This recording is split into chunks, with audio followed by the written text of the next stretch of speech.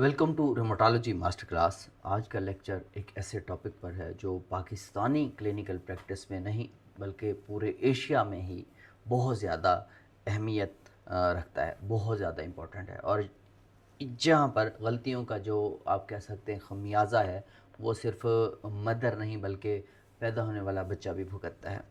और वो है आर इन प्रेगनेंसी, यानी प्रेगनेंसी में रुमेटॉइड आर्थराइटिस की मैनेजमेंट।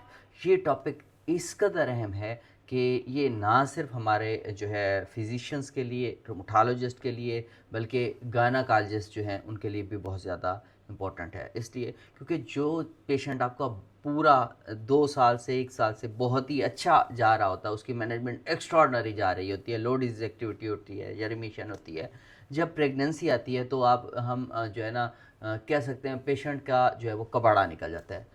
अगर उस पेशेंट का मैं आसान उसमें कहूँ लोकल लैंग्वेज में कबाड़ा नहीं निकालना, तो हमें कुछ जो है इन गाइडलाइंस को फॉलो करना होगा। और आज का लेक्चर बताएगा कि आपने रिमेटॉइड आर्थराइटिस को प्रेगनेंसी में कैसे मैनेज करना है। हम अगर ओवरऑल बात करें, पाकिस्तान में जो फर्टेलिटी रेट है वो ओवरऑल ज़्यादा है। और औरतों में आप कह सकते हैं कि जो आरए है वो मर्दों से 3 टाइम्स ज़्यादा है। और आरए का जो पीक ऑनसेट है वो 30 से 50 ईयर की एज में होता है, जो कि फर्टाइल ईयर्स हैं। और इसका मतलब क्या है? इसका मतलब है हर पाकिस्तान के जितने भी फिजिशियंस हैं, रोमेटोलॉजिस्ट हैं, उनको हर हफ्ते आप कह सकते हैं कि ऐसी पेशेंट ज़रूर उनके सामने आती होगी, उसको विज़िट करती होगी, जो मे बी प्रेग्नेंट होगी या प्रेगनेंसी प्लान कर रही होगी। तो लेक्चर इसलिए भी क्रिटिकल है क्योंकि इसमें जो है हमने नॉलेज गैप्स जो है वो हमारे यहाँ बहुत ज़्यादा हैं। बहुत सारे हमारे जो डॉक्टर्स हैं वो आरए की टोटल मेडिसिन वो प्रेगनेंसी में स्टॉप कर देते हैं। और स्पेशली ये कहाँ होता है? ये होता है गायनेकोलॉजिस्ट की तरफ से। वो यूं ही एक तो फैमिली का बहुत ज़्यादा प्रेशर होता है, फैमिली का प्रेशर होता है कि जी आपकी प्रेगनेंसी हो गई है, आप दवाई खाएंगे बच्चे पर असर हो जाएगा। और गायनेकोलॉजिस्ट जब भी देखेंगे वो कहेंगे ये सारी दवाई तो आपको बंद करनी होगी। और मोस्टली फिजिशियंस भी बंद कर देते हैं।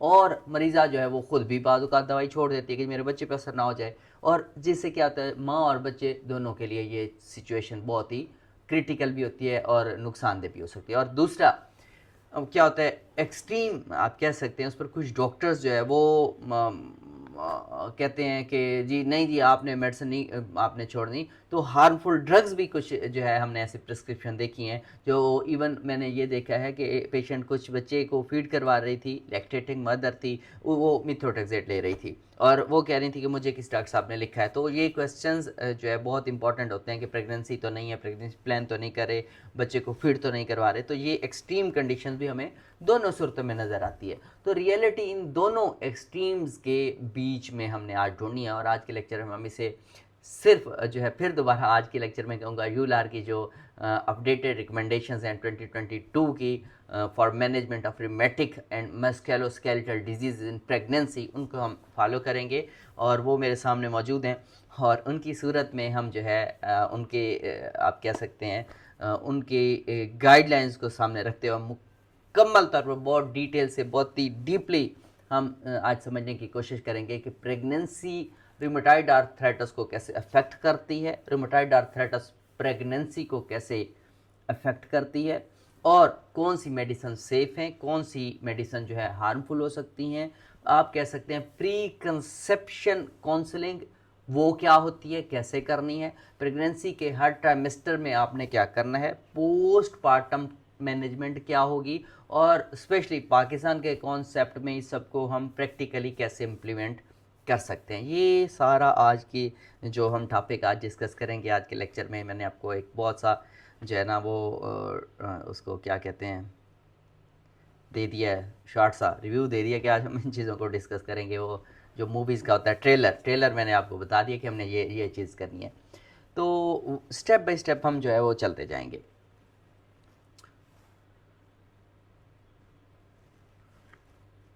सबसे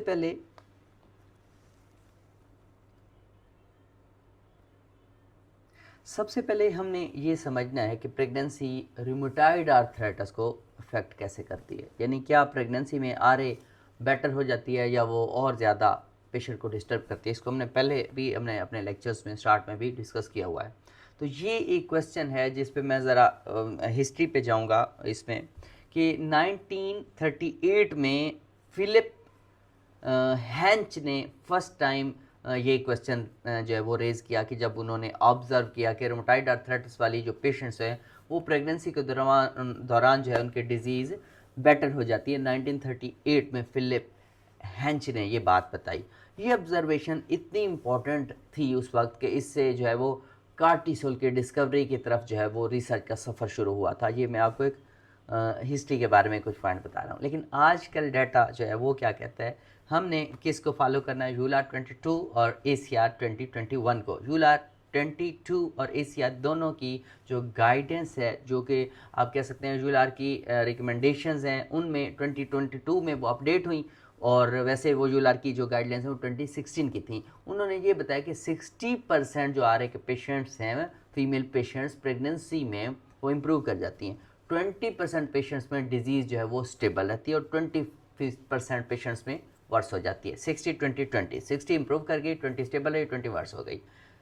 इसका मतलब ये है कि यूनिवर्सल रूल नहीं है कि प्रेगनेंसी में आ रहे बिल्कुल बेहतर हो जाती है, हर पेशेंट के लिए डिफरेंट है। लेकिन ओवरऑल हम अगर एवरेज देखें तो इम्प्रूवमेंट होती है 60%। इम्प्रूवमेंट होती क्यों है, यहाँ पे हम कुछ डिस्कस करते हैं। इम्प्रूवमेंट इसलिए होती है कि इम्यूनोलॉजिकल जो टॉलरेंस का मैकेनिज्म है, जो कि मदर को आप कह सकते हैं फीटल एलोग्राफ्ट रिजेक्ट करने से वो रोकता है।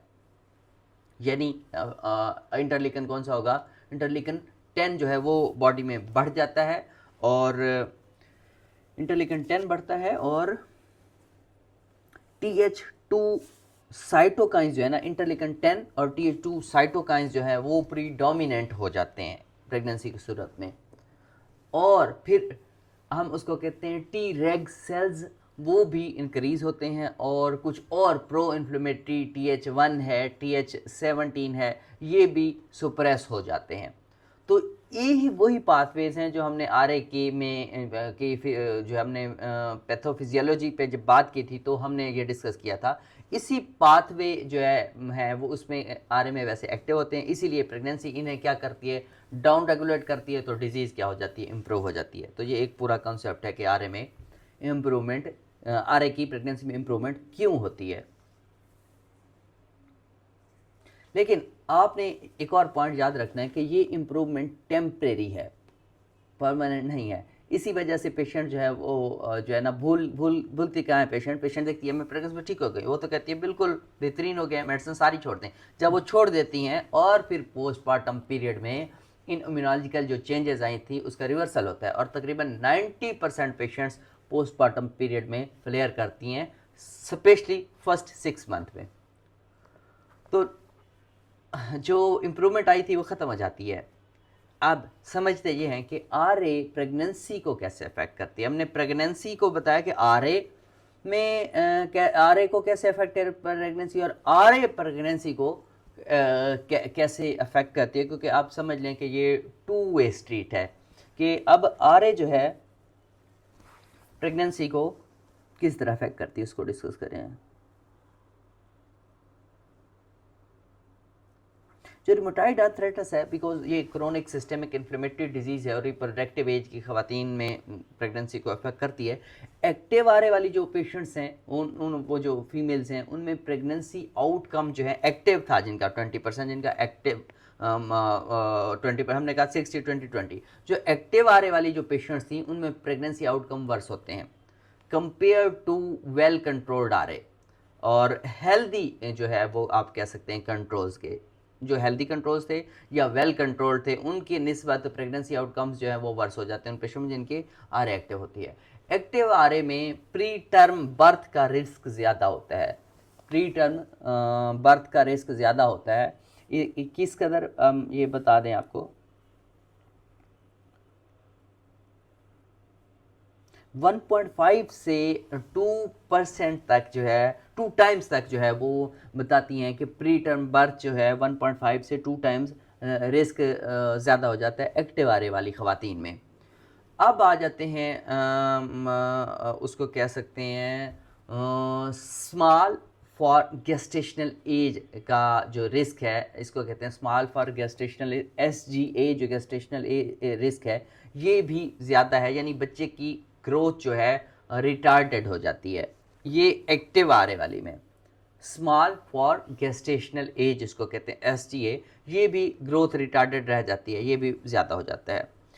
इसके अलावा प्री इक्लेम्पिया का रिस्क ज़्यादा हो जाता है। प्री इक्लेम्पिया का रिस्क जो है वो भी इंक्रीज़ हो जाता है, माइल्ड इंक्रीज़ होता है। फिर सीजेरियन सेक्शन का जो C-सेक्शन का जो रेट है वो ज़्यादा होता है, आप कह सकते हैं पार्टली बिकॉज ऑफ हिप, और क्योंकि इस पेशेंट्स में नी की इन्वॉल्वमेंट होती है जो कि पोजीशनिंग जो है वो डिफ़िकल्ट बनाती है। तो इस वजह से सिजेरियन सेक्शन का जो रिस्क है, एक पार्टली बिकॉज ऑफ हिप और नी इन्वॉल्वमेंट की पोजीशनिंग की वजह से, ये 2 पॉइंट्स हैं। क्यों सिजेरियन सेक्शन का रिस्क होता है? इस वजह से, क्योंकि पोजीशनिंग मुश्किल हो जाती है। ये चीज़ें रिस्क बढ़ा सकती हैं। अच्छा, प्री टर्म बर्थ के अलावा मिसकैरेज का रिस्क जो है वो भी सीरो नेगेटिव रूमेटॉइड आर्थराइटिस में ज़्यादा नहीं होता, लेकिन आप कह सकते हैं कि सीरो पॉजिटिव रूमेटॉइड आर्थराइटिस में, या लेकिन APS के जो पेशेंट्स होते हैं, एंटीफॉस्फोलिपिड एंटीबॉडी सिंड्रोम जो है, उसको कह सकते हैं उसके साथ ये अगर पेशेंट है RA का और उसमें APS की एंटीबॉडी हैं, तो फिर ये को एग्जिस्टेंस हो सकता है, तो फिर मिसकैरेज का रिस्क बढ़ सकता है। और RA की जो पेशेंट्स हैं उनमें APS स्क्रीनिंग आपने करनी है, जिन्हें आप कह सकते हैं कि रिकरेंट मिसकैरेजेस हो रहे हों, और आपको RA का पेशेंट है और वो उससे आप जब ये हिस्ट्री लेंगे तो आपने मिसकैरेजेस की हिस्ट्री लेनी है। मैरिड है, कितने साल से मैरिड हैं, बच्चे कितने हैं, प्रेगनेंसी तो नहीं है, प्रेगनेंसी प्लान तो नहीं कर रहे, फीड तो नहीं करवा रहे, अच्छा मिसकैरेजेस तो नहीं हुए। जो ही आपको पता चलेगा मिसकैरेज हुए हैं, मिसकैरेज कौन से मंथ पे हुए हैं, तो APS की स्क्रीनिंग करेंगे। अदरवाइज अगर ये पॉइंट आपका मिस हो गया तो फिर ये होगा कि आपका एक तो मिसकैरेजेस के हवाले से और APS की फिर जो है DVT रिलेटेड जो इश्यूज़ हैं, फिर उसके हवाले से प्रॉब्लम इन फ्यूचर आप जो है उसको मिस कर सकते हैं। तो APS की स्क्रीनिंग जो है वो आप कह सकते हैं कि आपने उसमें वो भी करनी है।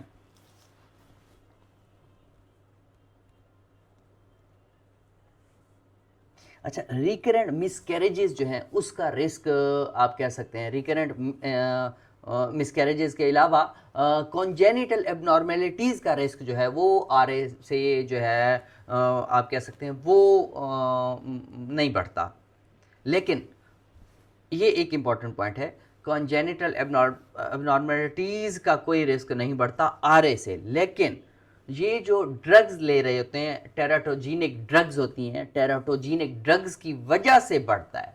जैसे मैंने बताया कि पेशेंट है, उसको पता ही नहीं है प्रेगनेंसी, फ़र्ज़ करें हमारे पास अक्सर कार हम पेशेंट्स को मिथोट्रेक्सेट जब हम चला रहे हैं तो हम उनको काउंसलिंग करते हैं कि आपने प्रेगनेंसी प्लान नहीं करनी है। अगर आपने प्रेगनेंसी प्लान करनी है 1 महीना पहले मुझे बताएं कि हम मेडिसिन आपकी तब्दील करेंगे। लेकिन होता ये है कि वो पेशेंट जो है उसमें प्रेगनेंसी हो गई जी, अनप्लान्ड प्रेगनेंसी जी, हमने अब इसको जो है ना अबॉर्ट नहीं करवाना, तो क्या करें जी? गायनेकोलॉजिस्ट ने कहा कोई मसला नहीं है, आपका बच्चा हम अल्ट्रासाउंड पे देख रहे हैं, ठीक है आप करवाएं। लेकिन वो फर्स्ट मंथ पे ही गायनेकोलॉजिस्ट ने अगर कह दिया कि no problem, but teratogenic drugs हैं, तो फिर कॉन्जेनिटल एबनॉर्मलिटीज़ का रिस्क उससे बढ़ सकता है। अब हो जाए तो फिर कहेंगे जी ये देखें ये तो हमारा जो है ना ये एबनॉर्मलिटी आई है, तो रिस्क RA से नहीं बढ़ा। ये बड़ा एक इंपॉर्टेंट पॉइंट है जिसको जो है अलग करना बहुत ज़्यादा ज़रूरी है। टेराटोजेनिक ड्रग्स हैं उसकी वजह से ये बढ़ सकता है। और ये डाटा जो मैंने आपको ये सारा बताया ये बहुत इंपॉर्टेंट है, क्योंकि इसका मतलब ये है कि डिज़ीज़ कंट्रोल में अगर रहेगी तो माँ के लिए भी ज़रूरी है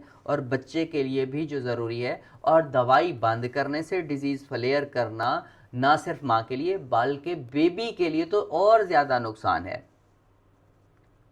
तो ये चीज़ें बहुत ज़्यादा इम्पॉर्टेंट हैं।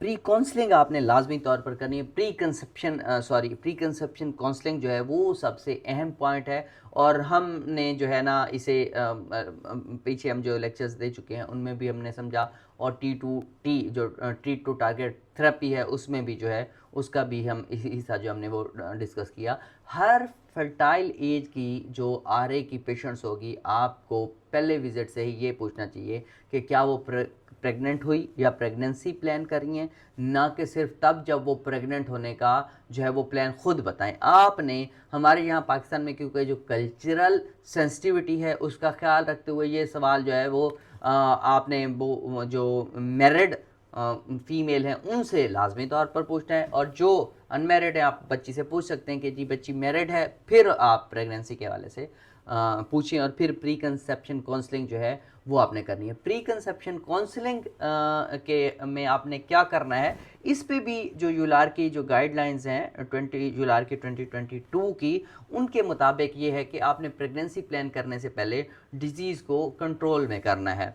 आइडियली क्या होता है, अक्सर पेशेंट आपसे क्वेश्चन करेंगे जी डॉक्टर साहब मैं प्रेगनेंसी अच्छा प्लान नहीं करते, ठीक है, हम कितना अरसा दवाई खाएं, फिर मैं कब करूंगी, जी मैं न्यूली मैरिड हूँ, मैं अभी पहले चाहती हूँ कि मेरी डिजीज़ अच्छे से कंट्रोल हो जाए, फिर मैं प्रेगनेंसी प्लान करूँगी। तो वो उनका क्वेश्चन होगा कि कितना अरसा मैं ठीक रहूँगी तो मैं प्रेगनेंसी फिर कब प्लान करूँगी। ये बहुत इंपॉर्टेंट क्वेश्चन है, और ये यूलार के हवाले से मैं ज़्यादातर आपको मैंने बताया कि हमने सिर्फ यूलार और एसीआर की गाइडलाइंस को फॉलो करना है। वैसे बहुत सारी गाइडलाइंस अवेलेबल हैं, लेकिन जो हम डिस्कस कर रहे हैं दैट इज़ यूलार, RMA 2022 और ACR 2021 की गाइडलाइंस को हम फॉलो करें। तो इसमें क्या होता है, आइडियली मिनिमम आप कह सकते हैं कम अज़ कम 6 मंथ की स्टेबल रिमिशन हो या लो डिजीज़ एक्टिविटी के बाद आप प्रेगनेंसी प्लान, लेकिन 6 मंथ की सबसे बेहतर है 12 मंथ की स्टेबल रिमिशन या low disease activity. Otherwise minimum 6 month की स्टेबल रिमिशन हो या लो डिजीज एक्टिविटी, उसके बाद आप प्रेगनेंसी प्लान कर सकते हो। लो डिजीज एक्टिविटी हमने ट्रीट टू टारगेट में बहुत डिटेल से डिस्कस किया है। एक्टिव डिजीज में कंसीव करना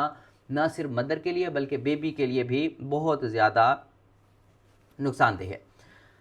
तो ये चीज़ें हैं हम जिस पे डिस्कस कर रहे थे कि प्री कंसेप्शन काउंसलिंग आपने कैसे करनी है।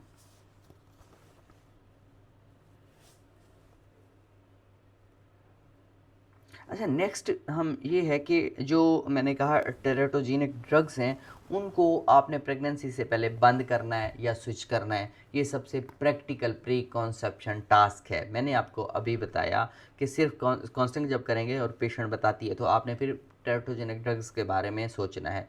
आपने फिर क्या करना है, फुलेट 5 mg डेली जो है वो आप स्टार्ट करवा सकते हैं प्रेगनेंसी प्लान से 3 मंथ पहले, ये सब के लिए। लेकिन RA की पेशेंट्स में बहुत ज़्यादा इंपॉर्टेंट है क्योंकि MTX फुलेट एंटागोनिस्ट है, तो इसलिए फुलेट जो है ऑलरेडी पेशेंट है मिथोट्रेक्सेट ले रहा होता है, MTX ले रहा होता है, तो फुलेट जो है आपने देना क्योंकि MTX क्या है, फुलेट एंटागोनिस्ट है। साथ में आप विटामिन डी का लेवल चेक करें और फिर अगर लेवल जो है वो कम है तो फिर आप सप्लीमेंटेशन दे सकते हैं। इसी तरह आप उसका BP चेक करें, प्रीक्लैम्पिया के हवाले से आप जो है वो स्क्रीन कर सकते हैं, रीनल फंक्शन टेस्ट देख सकते हैं, और उसकी ऑब्स्टेट्रिक जी जो हिस्ट्री है वो आप देख सकते हैं।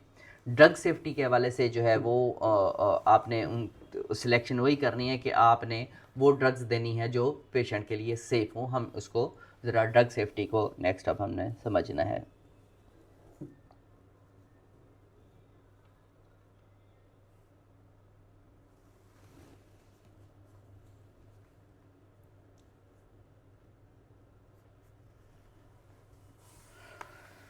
ड्रग सेफ्टी जो है वो हम उसको सिस्टमेटिकली समझते हैं, और ये आज का जो लेक्चर है उसका सबसे प्रैक्टिकल और आप कह सकते हैं हाई यील्ड सेक्शन है।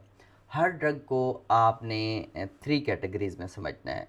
प्री कॉन्सेप्शन में क्या करना है, प्रेगनेंसी के दौरान क्या करना है, ब्रेस्ट फीडिंग में क्या करना है, 3 हमारी कैटेगरीज होंगी। हमने यूलार का रिकमेंडेशंस कौन सी हैं 2022 की, बार बार रिपीट कर रहा हूँ इनको, हमने देखना है कि उनकी रिकमेंडेशंस हैं on reproductive issues in rheumatic disease, उसकी जो है सामने रखते हुए कि हमने देखना है कि जो भी हमारा पेशेंट है उसको हमने किस तरह से कैटेगराइज करना है। सबसे इम्पॉर्टेंट ड्रग्स के हवाले से हम जब स्टार्ट करते हैं तो सबसे पहले हमने हाइड्रोक्सीक्लोरोक्विन को डिस्कस करना है। हाइड्रोक्सीक्लोरोक्विन प्रेगनेंसी में सबसे ज़्यादा सेफ आ रहे ड्रग है। ये आप कह सकते हैं कि गोल्डन रूल इसको समझ लें, ये आप याद रखना है।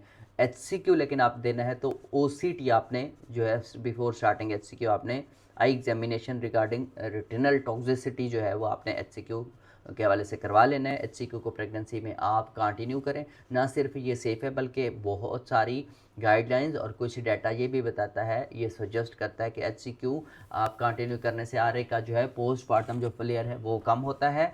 और सम टाइम पेशेंट्स ऐसे होते हैं जिनमें सेकेंडरी शॉगरन है और रो एंटीबॉडी पॉजिटिव है और न्यूनेटल हार्ट ब्लॉक का चांस है, मतलब शॉगरन में रो 52 kd एंटीबॉडी पॉजिटिव है और उस पेशेंट के जो बेबी होगा उसमें माइट भी न्यूनेटल हार्ट ब्लॉक का चांस हो, तो फिर HCQ उससे भी प्रिवेंट करती है। ना सिर्फ पोस्टमार्टम फ्लेयर को रोकती है, RA को मैनेज करती है। बेबी को अगर अल्लाह ना करे एक पेशेंट RA की उसकी सेकेंडरी शॉगरन है, उसको पता ही नहीं है, उसको जस्ट सिम्टम्स नहीं आ रही है, कोई एंटीबॉडी पॉजिटिव है उसमें, anti positive neonatal heart block का चांस है, तो उसमें या फिर उसमें पेशेंट ऐसा है कि समटाइम ओवरलैप हो रहा होता है, तो न्यूनेटल लुपस फर्ज करें जी, लुपस है पेशेंट को और उसमें आपको सम टाइम ये होता है कि RA की लाइन पे ट्रीट हो रही होती है और पेशेंट में जो बेबी डिलीवर होगा उसमें मे भी न्यूनेटल लुपस का चांस है या इस तरह की कोई जो ऑटो एंटीबॉडीज़ हैं वो बेबी को अफेक्ट करेंगी, तो HCQ उनसे भी जो है वो क्या करेगी, बेबी को प्रोटेक्शन देगी। तो HCQ क्या है,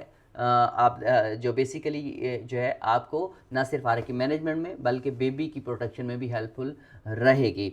और HCQ जो है प्लेसेंटा क्रॉस करती है और टेरेटोजेनिक नहीं है, तो कोई भी कॉन्जेनिटल एबनॉर्मलिटी इससे नहीं बनती।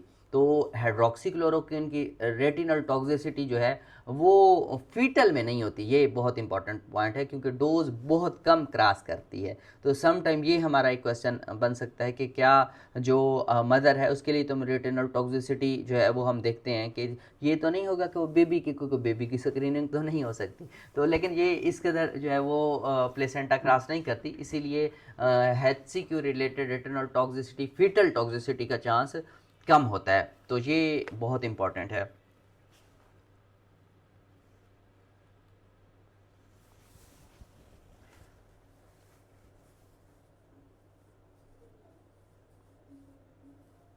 ब्रेस्ट फीडिंग में अगर हम बात करते हैं, ब्रेस्ट फीडिंग में भी HCQ जो है हाइड्रोक्सीक्लोरोक्विन वो सेफ़ है। ब्रेस्ट मिल्क में इसकी जो है बहुत ही मिनिमल अमाउंट जाती है और फिर जो है यूलार की जो गाइडलाइंस हैं वो बताती हैं कि HCQ का प्रेगनेंसी में और साथ साथ ब्रेस्ट फीडिंग दोनों में आप इसको बिल्कुल आप इसको सेफली आप इसको एडवाइस कर सकते हैं और पेशेंट्स ने बहुत सारे इसके बेनिफिट्स मैंने आपसे डिस्कस किए। पाकिस्तान में बहुत सारे डॉक्टर जो है हाइड्रोक्सीक्लोरोक्विन को भी प्रेगनेंसी में स्टॉप कर देते हैं, तो ऐसा नहीं करना, आपने प्रेगनेंसी में भी देनी है और ब्रेस्ट फीडिंग में भी देनी है। हाइड्रोक्सीक्लोरोक्विन बहुत ही आइडियल ड्रग है for management of RA in pregnant patients.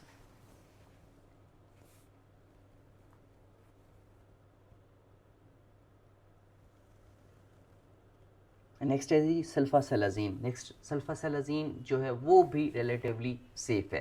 यूलार की जो 2022 की गाइडलाइंस हैं उनके मुताबिक जो SSZ है सल्फासेलाजीन उसको प्रेगनेंसी में कंटिन्यू आप कर सकते हैं। एक इम्पॉर्टेंट पॉइंट यहाँ पे मैं बता देता हूँ, सल्फासेलाजीन जो है वो फोलेट एंटागोनिज्म करती है, इसलिए फोलेट 5 mg डेली आप जो है वो आप इसके साथ ऐड कर सकते हैं प्रेगनेंसी के फर्स्ट ट्राइमेस्टर में। बाद में आप फोलेट ना भी दें तो नो प्रॉब्लम, बट इसके साथ क्योंकि ये सल्फासेलाजीन भी फोलेट एंटागोनिज्म करती है तो आप 5 mg फोलेट डेली आप दे सकते हैं। इसके जो न्यूरल ट्यूब डिफेक्ट्स का रिस्क है इस फोलेट ऐड करने से वो नहीं बढ़ेगा और अगर फोलेट एडिक्वेट है क्योंकि आप देंगे तो फिर न्यूरल ट्यूब डिफेक्ट का रिस्क नहीं बढ़ेगा। और फिर आप इसको वैसे ये कहा गया है कि आप इसको सेकंड और थर्ड ट्राइमेस्टर में, लेकिन गाइडलाइंस कहती हैं कि आप इसको फर्स्ट ट्राइमेस्टर में भी सल्फासेलाजीन को सेफली एडवाइस कर सकते हैं विद 5 mg फोलेट डेली। और इसकी फिर जो प्रेगनेंसी के हवाले से ब्रेस्ट फीडिंग में भी जो है आप बात करें तो सल्फासेलाजीन जो है SSZ वो रिलेटिवली सेफ़ है, लेकिन कुछ कॉशन है। क्यों? क्योंकि जो आप कह सकते हैं कि जो प्री मेच्योर न्यूनेट्स हैं उनमें आप अगर प्री मेच्योर न्यूनेट है तो फिर आप अवॉइड करें, क्योंकि न्यूनेटल हिमोलिसिस का जो रिस्क है वो बढ़ता है इस सल्फासेलाजीन के साथ। ये बड़ा इंपॉर्टेंट क्लिनिकल पर्ल है। वैसे आप सल्फासेलाजीन आप ब्रेस्ट फीडिंग में दे सकते हैं, लेकिन प्री मेच्योर न्यूनेट्स में आपने इसको नहीं देना, क्योंकि इससे हिमोलिसिस का रिस्क जो है न्यूनेटल हिमोलिसिस का रिस्क बढ़ जाता है सल्फासेलाजिन के साथ। बड़ा इंपॉर्टेंट, ना सिर्फ क्लिनिकली आपको बहुत ये हेल्पफुल रहेगा, एग्जामिनेशन पॉइंट ऑफ व्यू से भी इंपॉर्टेंट है। और फिर जो फुल टर्म इसके as compare full term healthy units हैं, उनमें एसएसएड ब्रेस्ट फीडिंग में सेफ है, इसमें कोई प्रॉब्लम नहीं है। लेकिन यहाँ पे इस पे मैंने कुछ दिन पहले एक और वीडियो भी रिकॉर्ड की थी कि सल्फासेलाजिन का हवाले से बहुत इंपॉर्टेंट है। जब भी हम रिप्रोडक्टिव हेल्थ के हवाले से हम बात करते हैं, मैनेजमेंट आरए के पेशेंट्स की, फीमेल को ही ज़्यादा डिस्कस किया जाता है, मेल को भी हम जो है यहीं पे एसएसजेड में ही ऐड कर देता हूँ कि मेल फर्टिलिटी पर एसएसजेड से ओलिगोस्पर्मिया होता है, जो कि रिवर्सिबल है। और अगर पेशेंट जो है समटाइम मेल से भी आप पूछेंगे, मैरिड है, प्रेगनेंसी प्लान करें, बच्चे हैं, family complete, that's it, otherwise pregnancy plan करें, उसमें आप सल्फासेलाजिन ऐड ना करें, बिकॉज ओलिगोस्पर्मिया काज करवाता है। लेकिन ओलिगोस्पर्मिया अगर पेशेंट ले रहा है और उसको माइड भी, वो बेचारा अपना जी में प्रेगनेंसी नहीं हो रही, मेरी शादी को साल हो गया, 6 महीने हो गए, और वो आरए का पेशेंट है, सल्फासेलाजिन ले रहा है, तो माइड भी ये सल्फासेलाजिन की वजह से, तो आप उस सल्फासेलाजिन को मेल पेशेंट में स्टॉप कर दें। 3 मंथ आप स्टॉप करेंगे तो ये जो ओलिगोस्पर्मिया ना सिर्फ ये दोबारा बेटर हो जाएगा, रिवर्सिबल है बिकॉज, और इससे क्वालिटी ऑफ स्पर्म नॉर्मल हो जाती है, इसलिए ये घबराने की ज़रूरत नहीं है। इसलिए कोई भी जो है जो मेल पेशेंट जो प्रेगनेंसी प्लान कर रहे होते हैं, तो उनमें एसएसजेड आपने 3 month before planning for pregnancy आप स्टार्ट बंद कर देंगे। लेकिन आप जो है इसकी बदले में आप एमटीएक्स चालिफ्लिनोमाइड से जो है इसको रिप्लेस करके दें, क्योंकि एसएसजेड सल्फासेलाजिन जब स्टॉप हो जाएगी तो स्पर्म क्वालिटी बेहतर हो जाती है। ये चीज़ एक और ऑप्शन इंपॉर्टेंट पॉइंट यहाँ बता दूँ, ओल्ड गाइडलाइन सेज के जो मेल में है वो भी एमटीएक्स और जो है लिफ्लिनोमाइड जो है 3 मंथ बिफोर प्रेगनेंसी प्लान आपने स्टॉप कर, लेकिन ऐसा न्यू गाइडलाइंस कहती हैं कि मेल में कोई ताल्लुक नहीं है। आप एमटीएक्स यानी कि मिथोट्रेक्सेट और लिफ्लिनोमाइड आप मेल पेशेंट में दे सकते हैं, इन मेल पेशेंट में प्रेगनेंसी से रिलेटेड कोई प्रॉब्लम नहीं है।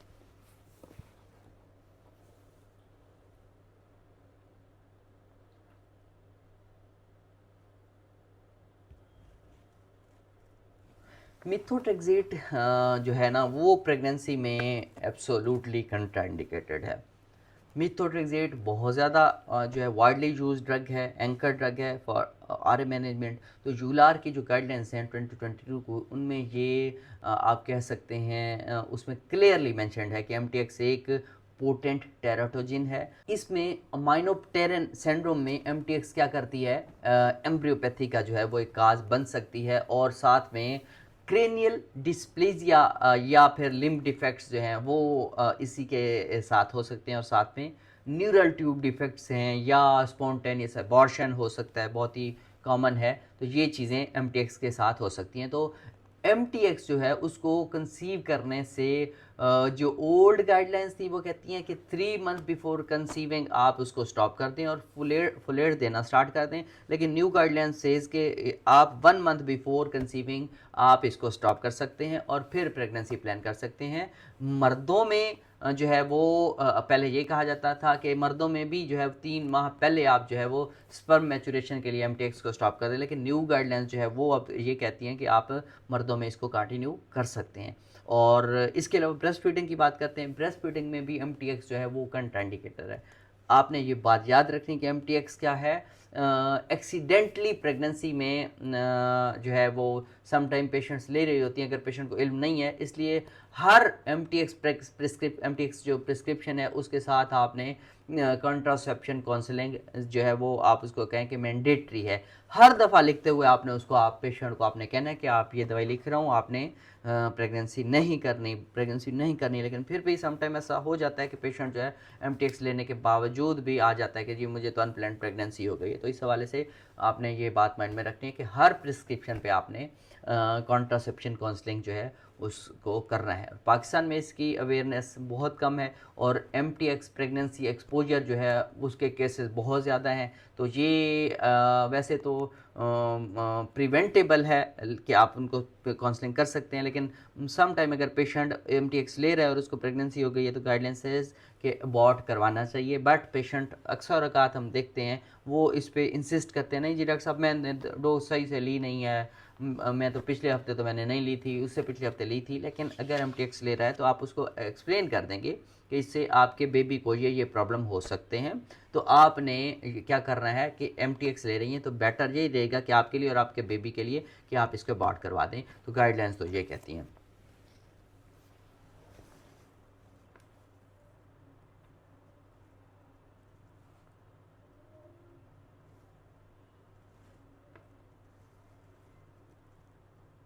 लिफ्लिनोमाइड को डिस्कस करते हैं। लिफ्लिनोमाइड जो है वो प्रेगनेंसी में कंट्राइंडिकेटेड है और इसका वॉश आउट प्रोटोकॉल मैंडेटरी है, जो कि हमने पुराना जो एक लेक्चर था उसमें बहुत ही डिटेल से इसको कवर किया हुआ है। तो वो वॉश आउट ज़रूरी है। लिफ्लिनोमाइड का जो एक्टिव मेटाबोलाइट है वो है टेरीफ्लूनोमाइड।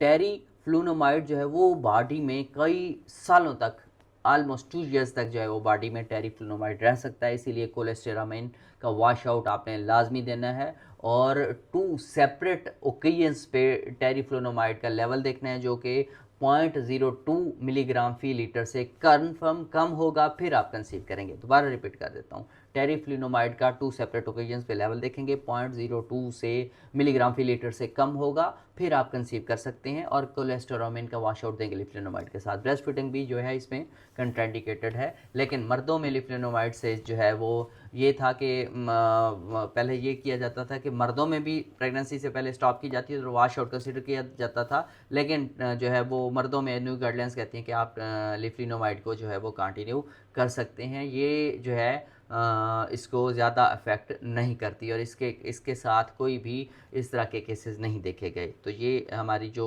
मेन ड्रग्स हैं जिनको हमने डिस्कस किया, HCQ, सल्फासेलाजीन, MTX और लिफ्लिनोमाइड, ये चीज़ें हमने डिस्कस कर ली।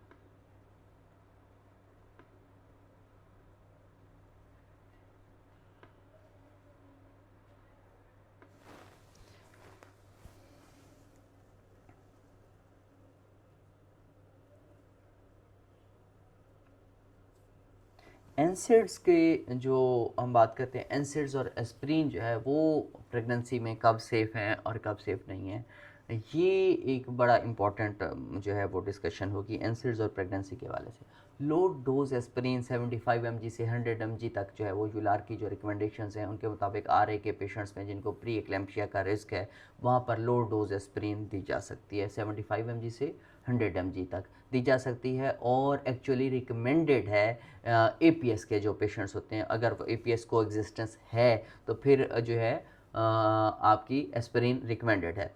और एनसेड्स की बात करें तो जो स्टैंडर्ड्स एनसेड्स हैं, यानी कि आइबोप्रोफेन है, नेप्रोक्सन है, डाइक्लोफेनिक है, उसको फर्स्ट ट्राइमेस्टर में आपने अवॉइड करना है क्योंकि मिसकैरेज का रिस्क जो है वो माइल्डली इंक्रीज़ हो जाता है। सेकेंड ट्राइमेस्टर में आप शॉर्ट टर्म एनसेड्स का जो एक्सेप्टेबल है एक्सपोजर, वो शॉर्ट टर्म एनसेड्स का एक्सपोजर जो है वो एक्सेप्टेबल है, लेकिन आप इसका भी कॉशियस यूज़ आपने करना है। सेकेंड ट्राइमेस्टर हो गया। थर्ड ट्राइमेस्टर में एनसेड जो है वो आपने स्ट्रिक्टली अवॉइड करना है। ये क्या करता है, ये डक्टस आर्टेरियोसिस जो है उसका एक प्री मैच्योर क्लोजर वो कर सकती है। ये MCQ भी है कि ये डक्टस आर्टेरियोसिस का प्री मैच्योर क्लोजर करती है एनसेड थर्ड ट्राइमेस्टर में, और यूनिटल पल्मोनरी हाइपरटेंशन का एक बहुत बड़ा रिस्क या उसके काज बन सकती है। अच्छा, और एक चीज़ जहाँ पे मैं दोबारा आपको कंफर्म कर देता हूँ कि यूलर की जो 22 की गाइडलाइंस हैं उनमें एनसेड्स को 28 वीक से पहले जो है वो स्टॉप करने की रिकमेंडेशंस है, यानी कि थर्ड ट्राइमेस्टर के शुरू होने से पहले आपने लाजमी तौर पर उसको एंड कर देना है। तो एनसेड्स आपने थर्ड ट्राइमेस्टर में कतन नहीं देने। ये चीज़ आपने एनसेड्स और एस्पिरिन के हवाले से माइंड में रखनी है।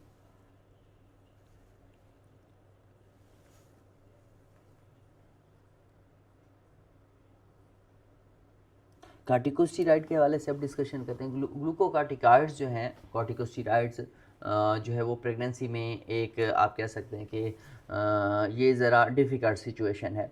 लो डोज प्रेडनिसोलोन यानी कि 5 mg से लेकर 7.5 mg या जो है वो इससे भी कम जो है वो डेली प्रेगनेंसी में रिलेटिवली सेफ़ है, और डिजीज़ एक्टिविटी कंट्रोल करने के लिए यूलार की जो रिकमेंडेशंस हैं उनमें इसको एक्सेप्टेबल कहा गया है। लेकिन 5 mg से 7.5 mg या इससे भी कम अगर डेली जो है वो यूज़ है तो उसको एक्सेप्टेबल कहा जा सकता है।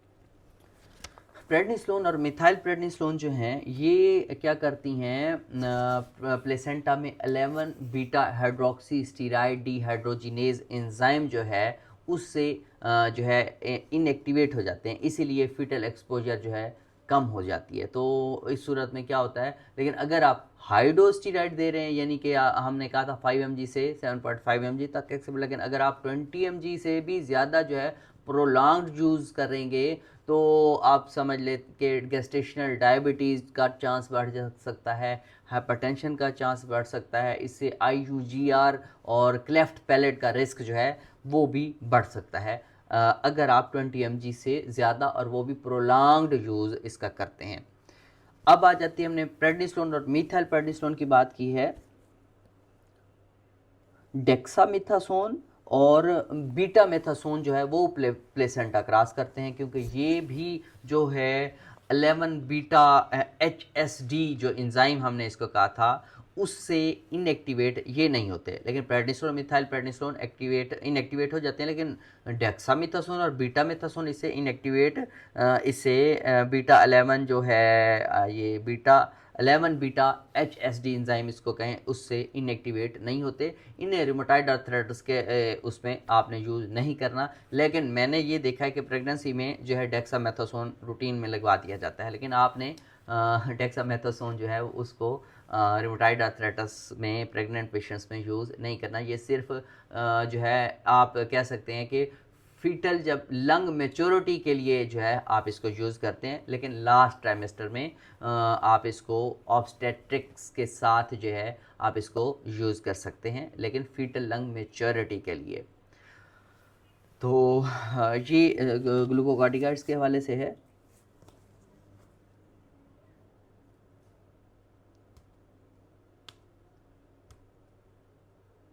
इंट्राआर्टिकुलर की बात करते हैं। इंट्राआर्टिकुलर जो ग्लूकोकार्टिकॉइड्स के इंजेक्शन हैं वो प्रेगनेंसी में सेफ़ हैं।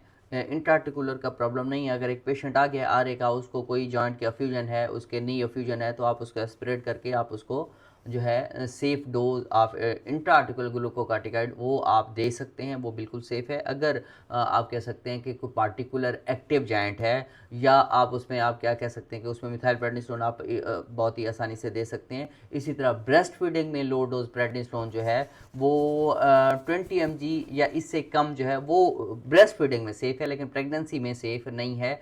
और आप ये कह सकते हैं कि इसका फिर ब्रेस्ट फीडिंग में 20 mg से ज़्यादा प्रोलॉन्ग्ड यूज़ जो है वो जो है वो सेफ़ नहीं है, उसके लिए रिकमेंडेशंस नहीं है। अगर डोज ज़्यादा हो तो फीडिंग को आप डोज लेने के 4 घंटे के बाद आप जो है वो फीडिंग करवा सकते हैं। डोज देने के अगर आप मजबूरी है कि आपने उनको कोई इस तरह का उनको कोई प्रॉब्लम हो गया और आप हाई डोज स्टीराइड देना चाह रहे हैं और पेशेंट जो है वो फीड भी करवा रहा है, तो आपने कहना है कि अगर डोज ज़्यादा है तो फीडिंग को आप डोज लेने से 4 घंटे बाद आप फीडिंग उसको करवा सकते हैं।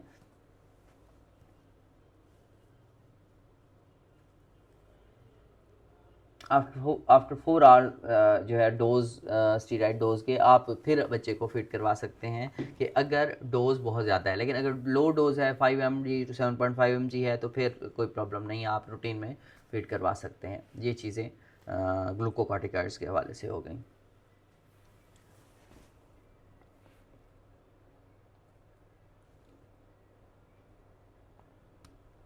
अच्छा, अब हैं TNF बायोलॉजिक इंजेक्शंस को हम डिस्कस करते हैं। TNF इनिबिटर्स जो हैं, TNF इनिबिटर्स की प्रेगनेंसी सेफ्टी को समझते हैं, जो कि RA मैनेजमेंट में बहुत ज़्यादा इंपॉर्टेंट है। वैसे मैं दोनों गाइडलाइंस को, ओल्ड और न्यू गाइडलाइंस को डिस्कशन आपके सामने रखूंगा, और हमने इसको जो बायोलॉजिक का हमने पूरा एक लेक्चर किया था उसमें भी हमने डिटेल से बात की थी, और अभी मैं दोबारा बात कर देता हूँ। जो TNF इनहिबिटर्स हैं, TNF इनहिबिटर्स IgG1-Fc पोर्शन के ज़रिए जो है ये प्लेसेंटा क्रॉस करते हैं। ये FC पोर्शन बड़ा इंपॉर्टेंट है। ये क्रॉसिंग जो है FcRn ये जो क्रॉसिंग है ये FcRn से आप इसको कह सकते हैं न्यूनेटल FC रिसेप्टर के थ्रू होती है और एक्टिव ट्रांसपोर्ट है। ये क्रॉसिंग की जो टाइमिंग है वो बड़ी इंपॉर्टेंट है यहाँ पे। फर्स्ट ट्राइमेस्टर में बहुत कम क्रॉसिंग होती है, सेकेंड ट्राइमेस्टर में क्रॉसिंग बढ़ जाती है और थर्ड ट्राइमेस्टर में सबसे ज़्यादा होती है, क्योंकि जो एक्टिव ट्रांसपोर्ट का मैकेनिज्म है वो थर्ड ट्राइमेस्टर में सबसे ज़्यादा एफिशिएंट होता है। इसलिए क्या करते हैं, ये रेलिवेंट है क्योंकि जो मोनोक्लोनल एंटीबॉडीज़ हैं उनमें मोनोक्लोनल एंटीबॉडीज़ में कौन सा आ गया, इन्फ्लिक्सीमैब है, उसमें एडेलीमुमैब है ये, और गोलीमुमैब है। ये थर्ड ट्राइमेस्टर में फीटस में जो है बहुत तेज़ी से और बहुत ही लार्ज अमाउंट में ये पहुंच सकती हैं, और at the time of birth ये बेबी के ब्लड में मदर से भी ज़्यादा ड्रग लेवल इनका हो सकता है। ये एक जो है ऑब्वियस बात है। लेकिन यूलार की जो 2022 की प्रेगनेंसी रिकमेंडेशंस हैं उनमें TNF इनहिबिटर्स के बारे में ये गाइडेंस मौजूद है। फर्स्ट ट्राइमेस्टर में ये मैं आपको क्लियर कर रहा हूँ ताकि आप टोटल गाइडलाइन से जो है वो अवेयर हो जाएं। जो न्यू गाइडलाइंस है उनको भी डिस्कस करेंगे। फर्स्ट ट्राइमेस्टर में आप TNF इनहिबिटर्स जो है वो कंटिन्यू बिल्कुल एक्सेप्टेबल है, बिल्कुल। और फर्स्ट ट्राइमेस्टर में टेराटोजेनिसिटी का कोई एविडेंस नहीं है फर्स्ट ट्राइमेस्टर में। अब आ जाते हैं सेकेंड ट्राइमेस्टर में। सेकेंड ट्राइमेस्टर तक जो है वो आप TNF इनहिबिटर्स को आप कंटिन्यू कर सकते हैं। फिर आ जाता है थर्ड ट्राइमेस्टर। थर्ड ट्राइमेस्टर का मैनेजमेंट जो है वो ड्रग स्पेसिफिक है, क्योंकि इसको हम थोड़ा सा आगे जाके एक्सप्लेन करेंगे। लेकिन इसमें ये होता है कि जो at the time of birth अगर पेशेंट है वो TNF इनहिबिटर थर्ड ट्राइमेस्टर में उसको दी गई है, तो जो पेशेंट होगा, मैंने आपको बताया था कि उस जो पेशेंट का जो बेबी डिलीवर हो उसको लाइव वैक्सीन नहीं देनी फर्स्ट 6 मंथ तक, क्योंकि जो बेबी है वो इम्यूनो कम्प्रोमाइज्ड हो सकता है, और जो मेटरनली ट्रांसफ़र ऑफ ड्रग है उससे उसकी जो वैक्सीनेशन है EPI की वो अफेक्ट हो सकती है। यहाँ ये एक आप कह सकते हैं कि क्रिटिकल सेफ्टी पॉइंट है। BCG और OPV पाकिस्तान में जो है वो बर्थ के टाइम पे ही, क्योंकि BCG भी दी जाती है OPV भी दी जाती है, और वो दोनों क्या है, लाइव वैक्सीन है। और TNF इनहिबिटर एक्सपोज्ड जो न्यूनेट्स हैं उनमें आप अवॉइड कर सकते हैं मिनिमम 6 मंथ तक, जब तक के ड्रग लेवल जो है वो अनडिटेक्टेबल ना हो जाए। लेकिन हम यहाँ पे मैं फिर क्लियर कर दूं कि जो न्यू गाइडलाइंस हैं यूएलआर की और ACR की, उनके मुताबिक क्या है कि TNF inhibitor safe through out pregnancy and lactation. But उधर क्लियरली ये मेंशन्ड है कि अगर आप कोई भी और TNF एक्सेप्ट सर्टोलिजुमैब दे रहे हैं तो आप जो बेबी जो डिलीवर होगा, अभी मैंने बताया उसमें लाइव वैक्सीन को अवॉइड करेंगे। लेकिन बेटर है कि आप फर्स्ट और सेकंड तक दें, और उनमें फिर डिफरेंट बायोलॉजिक्स के लिए डिफरेंट वीक्स हैं, प्रेगनेंसी के किस वीक तक कौन सी दी जा सकती है, तो वो दे दें तो ज़्यादा बेटर है। लेकिन अगर आप एक पेशेंट है जो प्रेग्नेंट है, उसको थ्रू आउट प्रेगनेंसी आपने TNF इनहिबिटर कोई और दिया है, सर्टोलिजुमैब के अलावा कोई और दिया है, एटेनरसेप्ट दिया है, एडेली दिया है, तो फिर जो बेबी डिलीवर होगा आप उनको क्लियरली कहेंगे कि इसको लाइव वैक्सीन OPV और BCG जो है वो आपने नहीं देनी, उसमें अवॉइड करना है 6 मंथ तक। और लेकिन फिर 6 मंथ तक बेबी को या जो है वो आप उस पर कंप्रोमाइज़ करेंगे उसकी वैक्सीनेशन पे, या फिर आप जो है ये कर सकते हैं कि सेफ जो है उसकी तरफ सर्टोलिजुमैब जो है उसकी तरफ जा सकते हैं। सर्टोलिजुमैब की प्रेगनेंसी सेफ्टी जो है वो सबसे डिफरेंट है और सबसे फेवरेबल है। ये हमने जो है वो बहुत डिटेल से भी डिस्कस किया था इसका, क्योंकि सर्टोलिजुमैब में मैं बहुत शार्ट सा दोबारा भी बता देता हूँ कि इसमें FC पोर्शन नहीं होता, और ये आप कह सकते हैं कि ये पेगेलाइटेड जो है वो फैब फ्रेगमेंट है। इस वजह से FC पोर्शन ना होने की वजह से ये क्या करती है, प्लेसेंटा क्रॉस नहीं करती। ये आप इसको कहें FcRn मीडिएटेड एक्टिव ट्रांसपोर्ट से प्लेसेंटा जो है वो क्रॉस नहीं करती, और इसका जो है वो ट्रांसफ़र क्या है, मिनिमल पैसिव ट्रांसफ़र होता है। तो इसलिए आप इसको प्रेगनेंसी में बहुत ही सेफली यूज़ कर सकते हैं। इस पे एक स्टडी भी है, उसका भी मैं आपके साथ डिस्कस करता हूँ।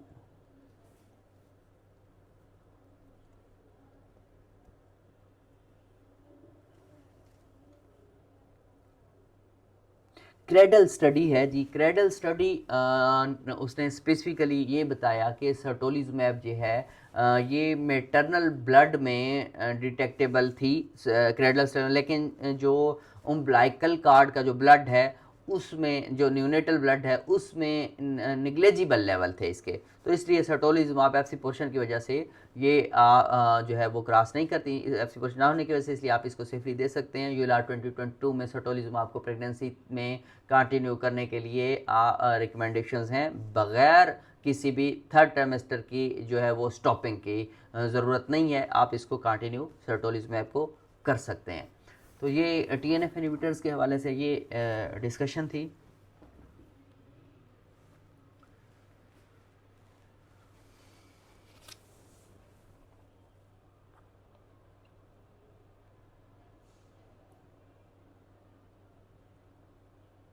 आरए की जो पेशेंट्स होती हैं ख़वातीन, आरए वाली प्रेग्नेंट जो पेशेंट्स हैं उनमें बायोलॉजिक थेरेपी की फ़र्स्ट चॉइस आप रख सकते हैं कि जहाँ भी मुमकिन है आप कोई पेशेंट ऐसा है जो कि उसकी आरए कंट्रोल नहीं है, आपको लगता है कि वो लिफ्लिनोमाइड या एमटीएक्स पे या जैक इनहिबिटर पे उसकी आरए बहुत अच्छी लो डिजीज एक्टिविटी उसने अचीव कर ली थी या रिमिशन अचीव कर ली थी, फिर यूँ ही उसने प्रेगनेंसी प्लान किया, प्रेगनेंसी हुई, उसको एचसीक्यू और सल्फासेलाजीन स्टार्ट की गई तो उसकी डिजीज फ्लेयर पे चली गई, तो आप डिस्कस कर सकते हैं और उस पेशेंट में आप टीएनएफ इनहिबिटर को जो है वो सेफली यूज़ कर सकते हैं। वैसे आप थ्रू आउट प्रेगनेंसी कोई भी टीएनएफ इनहिबिटर यूज़ कर सकते हैं, सर्टोलिजुमाब इज़ मोर सेफर। और अगर फर्स्ट और सेकंड में आप ये कर सकते हैं कि आप कोई और टीएनएफ इनहिबिटर यूज़ कर रहे हैं तो थर्ड ट्राइमेस्टर में आप उसको स्टॉप कर सकते हैं। अगर तीनों ट्राइमेस्टर में आपने कोई सर्टोलिजुमाब के अलावा कोई टीएनएफ दिया है तो आप लाइव वैक्सीन ओपीवी और बीसीजी जो है वो आप नहीं देंगे। ये चीज़ें क्लियर रखें।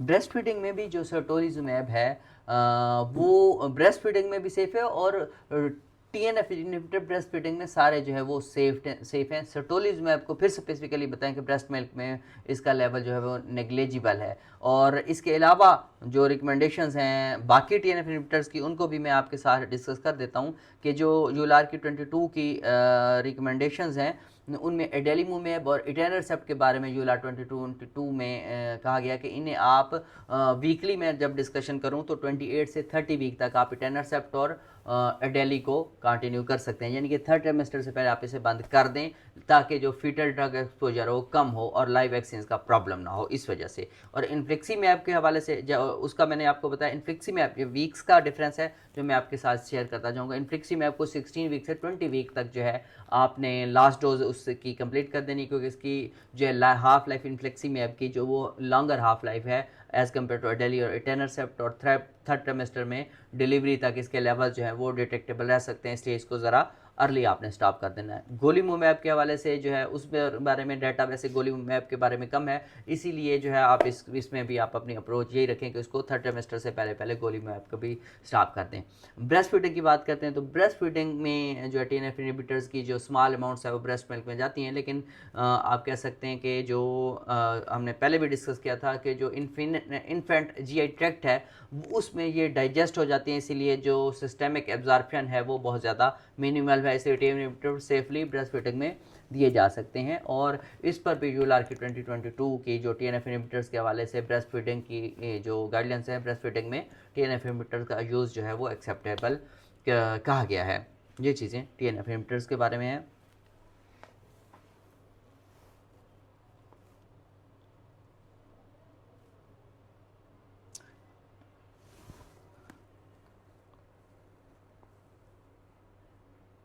इबाटासिप्ट है नेक्स्ट जी। इबाटासिप्ट के बारे में भी यूएलआर की जो 2022 की गाइडलाइंस है वो ये कहती हैं कि इसका जो एनिमल डाटा है उसमें कुछ कंसर्न्स थे, इसलिए प्रेगनेंसी में इसको अवॉइड करना है। अगर इबाटासिप्ट पर है पेशेंट और प्रेग्नेंट होना चाह रही है पेशेंट तो उसको आप दूसरे जो है टीएनएफ इनहिबिटर सर्टोलिजुमाब पर या दूसरे जो सेफर ऑप्शन हैं आप उस पर स्विच कर दें, लेकिन इबाटासिप्ट को आपने प्रेगनेंसी में अवॉइड करना है क्योंकि इस पर डाटा जो है वो मिनिमल है। अच्छा, रिटुक्सीमैब जो है उसको आप कह सकते हैं उसको आप प्रेगनेंसी में अवॉइड कर सकते हैं। इस पे भी गाइडलाइंस मैं दोनों न्यू और ओल्ड दोनों को बताता हूँ। ये जो बीटा सेल्स को डिप्लीट करता है और न्यूनेटल जो बीटा सेल डिप्लीशन है इस रिटुक्सीमैब से हो सकती है, जो कि इन्फेक्शन का रिस्क बढ़ा देती है और फिर लाइव वैक्सीन भी आप इससे नहीं दे सकते। तो रिटुक्सीमैब की जो हाफ लाइफ है वो 3 वीक्स होती है, इसलिए प्रेगनेंसी से आप पहले कहा जाता था कि 12 मंथ या 6 मंथ पहले बिल्कुल स्टॉप कर दें, लेकिन अब जो न्यू गाइडलाइंस कहती हैं वो कहती है कि रिटुक्सीमैब को आप प्रेगनेंसी प्लान करने से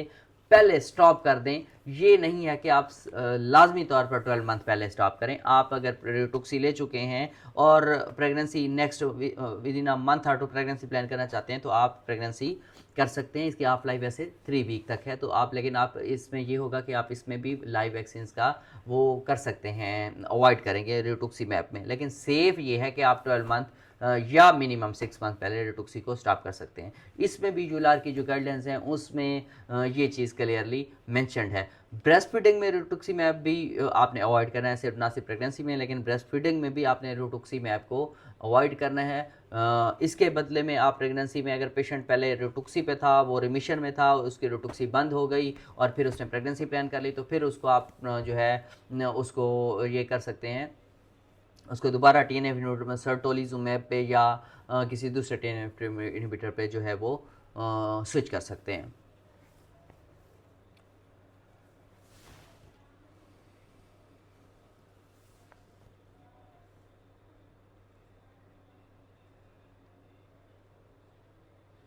अच्छा, इंटरलिकन 6 है, इसमें टोसिलीजुमाब के हवाले से डाटा अवेलेबल। टोसिलीजुमाब और सारिलोमैब जो है उसको आप प्रेगनेंसी में आपने अवॉइड करना है। और इस पर भी एनिमल डाटा जो है उसमें कंसर्न्स हैं कि अगर ह्यूमन डाटा क्योंकि लिमिटेड है प्रेगनेंसी के हवाले से, तो इसलिए जो इंटरलिकन 6 हैं उन पे आपने इनको भी आपने अवॉइड करना है और प्री कंसेप्शन में आपने इसको बंद कर देना। और जो सेफ़र अल्टरनेटिव है उनमें आप सर्टोलिजुमैब है या दूसरे TNF उन पर आप इसको स्टॉप कर देंगे।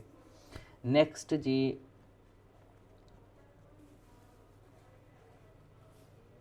जैक इनहिबिटर है। जैक इनहिबिटर को भी जो है वो प्रेगनेंसी में आपने एब्सोल्युटली अवॉइड करना है, क्योंकि एनिमल स्टडीज़ में टेराटोजेनिसिटी इसकी जैक इनहिबिटर पे भी जो है वो देखी गई है। जैक इनहिबिटर को आप प्रेगनेंसी से कम अज़ कम जो है वो 1 मंथ जो है बिफोर कंसीविंग आप इसको भी इसको स्टॉप कर सकते हैं। इसकी हाफ लाइफ वैसे शॉर्ट है, इसलिए क्लियरेंस इसकी जो है वो जल्दी हो जाती है। और ब्रेस्ट फीडिंग में भी जैक इनहिबिटर्स को आपने अवॉइड करना है। प्रेगनेंसी में भी आपने जैक इनहिबिटर को अवॉइड करना है, 1 मंथ बिफोर कंसीविंग आपने स्टॉप कर देना है। और ब्रेस्ट फीडिंग में भी जैक इनहिबिटर को जो है वो आपने स्टॉप कर देना है। अब ये सारी चीज़ें जो है आपके सामने जो है वो conventional synthetic DMARDs, TNF inhibitors, CD count depleter, interleukin 6 inhibitor और जैक इनहिबिटर का सारा डाटा आपके सामने हमने रखा है। अब हम इसको समराइज़ करेंगे।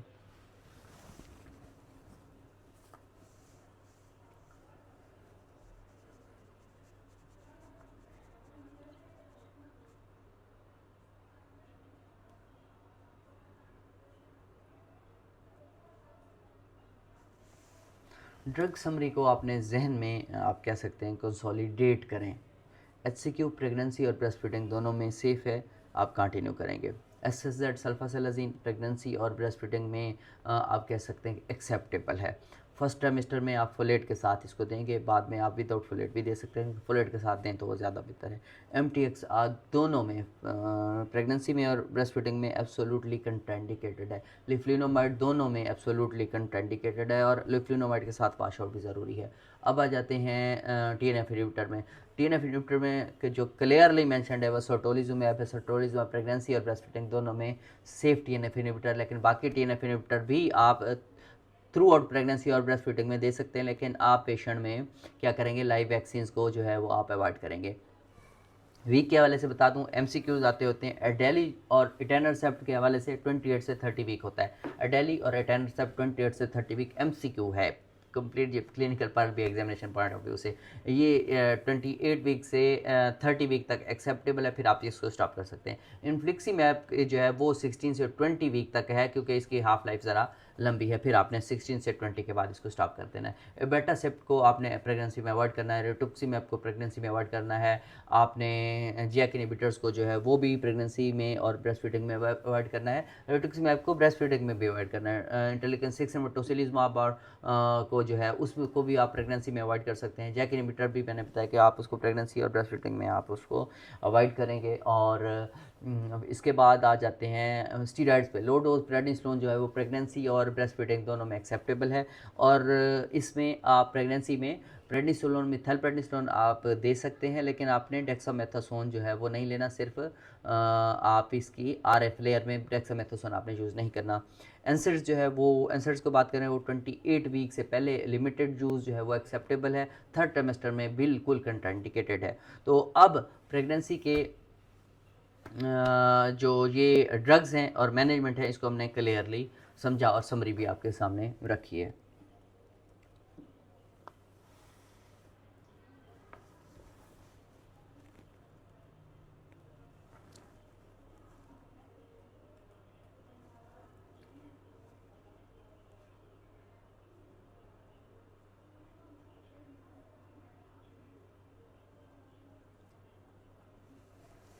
अच्छा, प्रेगनेंसी का जो हर ट्राइमेस्टर है उसमें मैनेजमेंट को हम आप कह सकते हैं क्रोनोलॉजिकली समझने की अब कोशिश करते हैं। शॉर्ट फर्स्ट ट्राइमेस्टर यानी 0 to 12 वीक्स, ये क्या होता है, आर्गेनोजेनेसिस का टाइम है, और टेराटोजेनिक जो ड्रग्स हैं उनके लिए सबसे ज़्यादा क्रिटिकल पीरियड है। इस ट्राइमेस्टर में डिजीज़ एक्टिविटी आपने असेस करनी है। बहुत से पेशेंट्स जो हैं वो स्पॉन्टेनियसली इम्प्रूव हो जाती हैं। सेफ ड्रग्स जो हैं जिनमें HCQ को तो आप लाजमी तौर पर कंटिन्यू कर सकते हैं with OCT before starting HCQ। आपने OCT करवा लें HCQ, और SSZ विद फुलेट जो है उसको, और लो डोज प्रेडनिसोलोन अगर नीडेड हो तो। अगर नीडेड नहीं है तो आप नहीं कर सकते। और साथ में जो है सर्टोलिज़ुमैब, अगर बायोलॉजिक ज़रूरी हैं तो आप सर्टोलिज़ुमैब आप कर सकते हैं।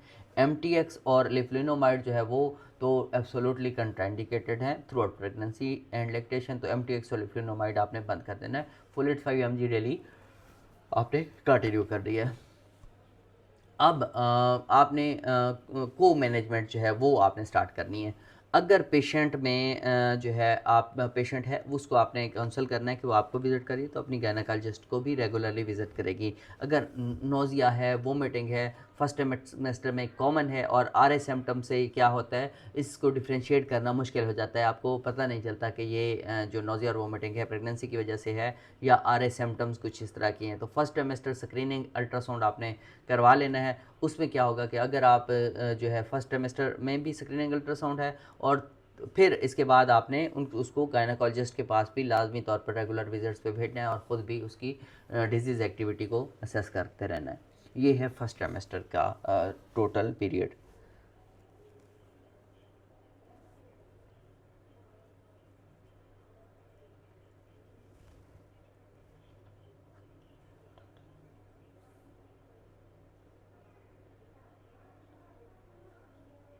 सेकेंड ट्राइमेस्टर में जो 13 वीक से 26 वीक तक है, 27 वीक तक है, ये सबसे ज़्यादा स्टेबल पीरियड होता है RA के लिए, क्योंकि इम्यूनॉलजिकल जो टॉलरेंस है इसी ट्राइमेस्टर में सबसे ज़्यादा होता है। ये सबसे जो आप कह सकते हैं कि इसमें बेहतरीन किस्म का पेशेंट जो है मैनेज हो रहा होता है। डिजीज़ एक्टिविटी आप मॉनिटर करते रहें, और फिर आप देखें कि मॉडिफाइड डिजीज़ एक्टिविटी स्कोर्स आपने यहाँ पे यूज़ करने हैं, क्योंकि ESR और CRP जो है वो प्रेगनेंसी में नॉर्मली बढ़े होते हैं। तो आपने जो है -28 की बजाय आप SDAI या CDAI को उसको आप यूज़ कर सकते हैं, क्योंकि ESR और CRP प्रेगनेंसी की वजह से भी बढ़ सकते हैं। और आप उसमें पेशेंट के जो है वो आप उसके जॉइंट काउंट करते हैं, उस पर ज़्यादा रिलाई करना है, स्वेलन जॉइंट काउंट और टेंडर जॉइंट काउंट पर, बजाय इसके कि आप -28 देखें, क्योंकि ESR CRP हाई हुआ तो आपके जो डिजीज़ एक्टिविटी है वो इफेक्ट हो सकती है। तो इसमें आपने जो है वो tender joint count, swollen joint count पर ज़्यादा रिलाई करना है। और इसके साथ साथ सेकेंड ट्राइमेस्टर में भी एनाटमी अल्ट्रासाउंड जो है 18 वीक से 20 वीक पर करें, क्योंकि जो फीटल एबनॉर्मेलिटीज़ हैं वो रूल आउट करना ज़रूरी है, क्योंकि पेशेंट जो है प्रीवियसली टेराटोजेनिक ड्रग्स ले रहा होता है। और सम टाइम ऐसा भी होता है कि पेशेंट आपको नहीं बताता, वो सम टाइम MTX ले रहा है, वो कहेगा जी मैंने छोड़, अब क्योंकि प्रेगनेंसी हो चुकी है और वाट नहीं करवाना चाह रहे, तो वो कहेगा मैंने नहीं ली थी पिछले 2 महीने से, मैं तो ले ही नहीं रही डॉक्टर साहब, मैं तो अब आई हूँ आपके पास। तो इस वजह से आपने जो फीटल एबनॉर्मेलिटीज़ हैं उनको रूल आउट करना है। और इस ट्राइमेस्टर में अगर तो एनसेड्स अगर ज़रूरी हैं तो आप शॉर्ट टर्म दे सकते हैं, लेकिन 28 वीक से पहले पहले आपने बंद कर देना है। और एनसेड्स के अलावा टीएनएफ इन्हिबिटर जो हैं उनको भी हमने बताया कि 28 से 30 वीक तक जो है वो आप कंटिन्यू कर सकते हैं, लेकिन सर्टोलिजुमैब जो है आप उसको कंटिन्यू कर सकते हैं। और बाकी टीएनएफ इन्हिबिटर अगर आपने कंटिन्यू करना है तो लाइव वैक्सीन से आपने फर्स्ट 6 मंथ में अवॉइड करना है। ये चीज़ें क्लियर रहेंगी। सेकेंड ट्राइमेस्टर कंप्लीट हो गया।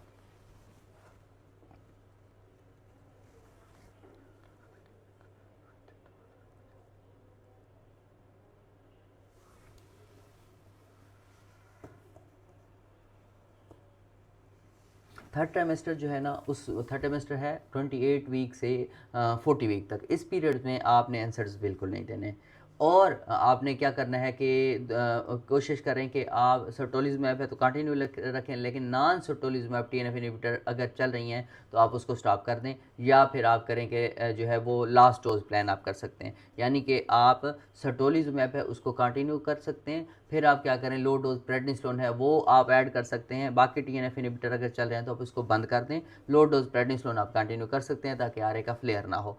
और आपने इसमें ये देखना है कि जब बेबी डिलीवर हो जाए तो न्यूनेटल टीम को जो है वो इन्फॉर्म रखें कि अगर टीएनएफ इन्हिबिटर जो है वो लेट प्रेगनेंसी में पेशेंट लेता रहा था सर्टोलिजुमैब के अलावा, क्योंकि लाइव वैक्सीन जो है वो डिले की ज़रूरत होगी, तो आप उनको बताएं कि ये पेशेंट जो है वो एडेली ले रहा था या टेनरसेप्ट ले रहा था, ऐसा ना हो कि वो बेबी को लाइव वैक्सीन दे दें। तो आपने ये क्लियरली मेंशन करना है, और इस तरह के जो पेशेंट्स हैं उसमें ये चीज़ बहुत ज़्यादा ज़रूरी है। और ये ना सिर्फ उस मदर को काउंसिल करना है बल्कि आपने डॉक्यूमेंटेड फॉर्म में लिख के देना है, और उन्हें कहना है कि जब डिलीवरी होगी आपके गायनेकोलॉजिस्ट के पास, जो आपका न्यूनेटोलॉजिस्ट होगा, उसको ये चीज़ आपने दिखानी होगी। तो ये चीज़ें आपने क्लियर रखनी है। और डिलीवरी मोड के जो है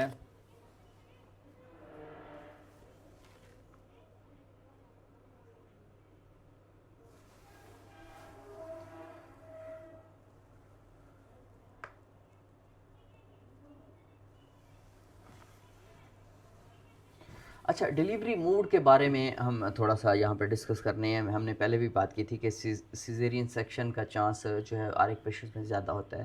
तो जो आर के पेशेंट्स होते हैं उनमें विजाइनल डिलीवरी पॉसिबल है, लेकिन जो है वो सवेयर हिप या नी डिजीज़ है अगर, तो उससे फिर क्या होता है, या फिर आप कह सकते हैं एटलेंटो एक्सियल सबलेक्सेशन है या कोई अदर मैकेनिकल फैक्टर्स की जो है वो इन्वॉल्वमेंट है, तो आप जो है वो गायनेकोलॉजिस्ट से की गाइडेंस से ये आप डिसाइड करेंगे कि क्या आप उसको उनको इन्फॉर्म कर दें कि इनमें सवेयर किस्म की नी डिजीज़ चल रही है या हिप डिजीज़ चल रही है। तो वो उस हवाले से देखते हुए वो डिसाइड करेंगे कि क्या इसकी जो है नॉर्मल वेजाइनल डिलीवरी पॉसिबल है या इनको सिजेरियन की तरफ जो है वो और जो है वो लेके जाना होगा। इसी तरह जो है वो आपने लाजमी तौर पर, एक बहुत इंपॉर्टेंट चीज़ है, सर्वाइकल स्पाइन के स्टेटस जो है वो इन्फॉर्म आपने एनेस्थीसिया टीम को करना है। हमने इसको पहले भी डिस्कस किया था और इसको बहुत ज़्यादा जो है इग्नोर कर दिया जाता है। तो ये डिलीवरी मोड के हवाले से ये कुछ डिस्कशन हो गई।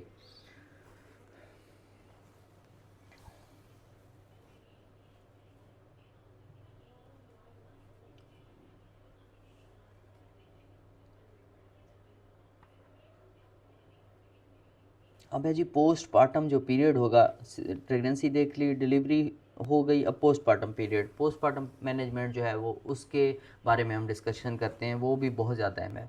जो पोस्टपार्टम फ्लेयर है वो बहुत कॉमन है। मैंने पहले भी बताया कि 90% तक जो पेशेंट्स हैं वो पोस्टपार्टम पीरियड में फ्लेयर करती हैं। ये बहुत ज़्यादा इंपॉर्टेंट है। पेशेंट जो इस जो आप कह सकते हैं कि बहुत ज़्यादा खुशफहमी में होती है कि मेरी गंठियाँ बिल्कुल ख़त्म हो चुकी है, दवाई सारी छोड़ दी जाती है, लेकिन पोस्टपार्टम फ्लेयर बहुत कॉमन है। इम्यूनोलॉजिकल जो टॉलरेंस मैकेनिज्म है जो कि प्रेगनेंसी में आर को सुप्रेस कर रहा होता था, वो डिलीवरी के बाद फ़ौरन ही ख़त्म हो जाता है, और डिजीज़ जो एक बार दोबारा रीबाउंड होती है और फ्लेयर के साथ पेशेंट आपके सामने बैठा होता है। अक्सर डिलीवरी के 6 वीक से 6 मंथ के अंदर अंदर जो है वो पेशेंट आपके सामने फ्लेयर लेकर बैठा होगा। इसलिए पोस्टपार्टम प्लानिंग जो है वो प्री कंसेप्शन काउंसलिंग की तरह ही अहम है। और जब पेशेंट एक जो है वो प्रेगनेंसी प्लान कर रहा होगा तो आपने बताना होगा कि देखें जी, आपकी मेडिसिन कम हो जाएंगी या सेफ़ मेडिसिन स्टार्ट हो रही है, आपकी प्रेगनेंसी में गंठिया बहुत अच्छी हो जाएगी, लेकिन ये याद रखें जो ही डिलीवरी होगी तो आपकी फ्लेयर हो सकती है। तो आपने ये नहीं करना कि बस आपने कहना है मेरी गंठिया ठीक हो गई, मैं दवाई सारी छोड़ दूँ, ऐसे नहीं। पोस्टपार्टम प्लानिंग जो है वो बहुत ज़्यादा ज़रूरी है।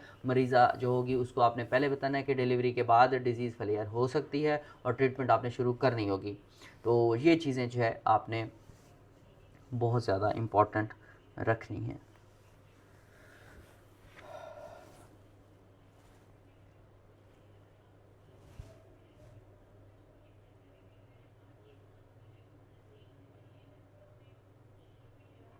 ब्रेस्ट फीडिंग है जी। नेक्स्ट ब्रेस्ट फीडिंग के हवाले से जो है वो हम आपको डिस्कस करते हैं कुछ अहम पॉइंट्स, क्योंकि ड्रग चॉइसेस इस पर जो है वो डिपेंड कर रही होती है। अगर ब्रेस्ट फीडिंग आप नहीं करेंगे तो आप इमीडिएटली जो है वो अफेक्टेड बीमार शुरू कर दें।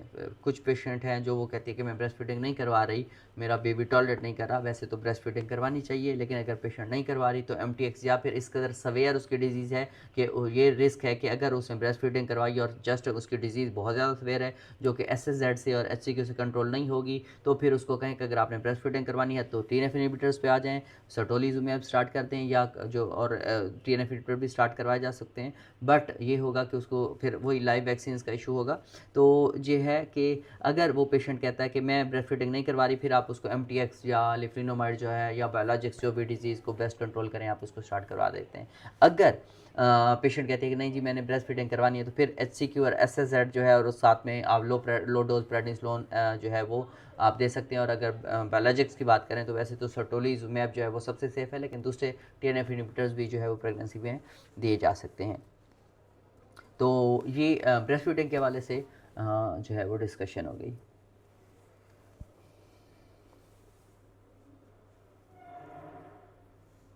पोस्टपार्टम डिप्रेशन जो है ना, ये एक बड़ा इंपॉर्टेंट पॉइंट यहाँ पे मैं आपके साथ डिस्कस करता हूँ। पोस्टपार्टम डिप्रेशन बहुत ज़्यादा कॉमन है और RA के पेशेंट्स में ये और ज़्यादा कॉमन है। डिप्रेशन स्क्रीनिंग आप लाजमी करें और अगर मौजूद है तो उसको आप ट्रीट करें। तो ये चीज़ें हमारे आज के लेक्चर की थी। आज का जो लेक्चर है हम इसको अब तकरीबन एंड कर चुके हैं। जस्ट हम इसको एक केस की सूरत में मैं आपके सामने रखूँगा कि एक केस स्टडी हम एक कुछ डिस्कस करते हैं। अपनी सारे आज का जो लेक्चर है हम उसको अप्लाई करके देखते हैं। एक 30 ईयर की फ़ीमेल है, उसको सीरोपोस्टिडियम था लास्ट 2 ईयर से। वो MTX ले रही है, 15 mg वीकली ले रही है, HCQ ले रही है, 200 mg BD में ले रही है, और उसका जो DAS28 है वो 2.8 है, यानी कि लो डिजीज़ एक्टिविटी पे है। वो बताएगी कि अगले साल नेक्स्ट ईयर वो प्रेग्नेंट होना चाहती है। तो ये प्री कंसेप्शन उसका बजट है। तो आपने इसमें क्या करना है? सबसे पहले तो आपने MTX बंद करना है, और आप उसको कहेंगे कि आज से और कंट्रासेप्शन इस्तेमाल करें मिनिमम 3 मंथ MTX बंद होने के बाद, या अगर पेशेंट अर्ली चाह रहा है तो मिनिमम 1 मंथ, और ज़्यादा बेटर 3 मंथ। 1 मंथ भी है लेकिन ज़्यादा बेटर है 3 मंथ। उसको कहें कि आप कंट्रासेप्शन यूज़ करें।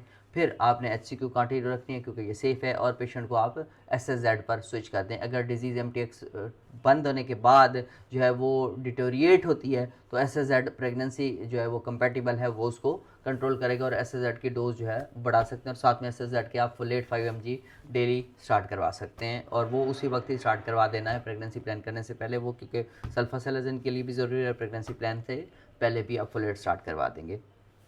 इस तरह के पेशेंट में आपने TB स्क्रीन लाजमी करनी है, आइग्रा करवाएं उसके लिए, क्योंकि अगर बायोलॉजी की ज़रूरत पड़ेगी तो TB क्लियर होना बहुत ज़्यादा ज़रूरी है। और अगर क्योंकि पेशेंट की लो डिजीज एक्टिविटी थी MTX पे, और अगर वो SSZ और HCQ से जो है वो कंट्रोल नहीं होती और वो प्रेगनेंसी प्लान कर रही है, तो पेशेंट को माइट भी जो है TNF इनहिबिटर पे स्विच करना होगा। तो आइग्रा ज़रूरी है। डिजीज़ को आप मॉनिटर करते रहें। अगर MTX स्टॉप होने के बाद डिजीज़ फ्लेयर हो तो फिर SSZ जो है आपने जो ऐड किया था और वो एडिक्वेट कंट्रोल नहीं हो रहा, तो आप उसकी डोज इंक्रीज़ करें, उसको इवन 2 ग्राम TDS तक लेकर जा सकते हैं। अगर फिर भी कंट्रोल नहीं हो रही तो फिर आप TNF इनहिबिटर्स में मोस्ट जो सेफ़र है वो सर्टोलिजुमैब है, उसको आप कंसीडर करें, क्योंकि प्रेगनेंसी में ये सेफेस्ट बायोलॉजिक है। अगर ये नहीं करें तो दूसरे भी आप कर सकते हैं। फिर उसको हमने बताया था कि 3rd ट्राइमेस्टर में उनको स्टॉप करना होगा। अगर कंटिन्यू करेंगे तो लाइव वैक्सीन नहीं देंगे।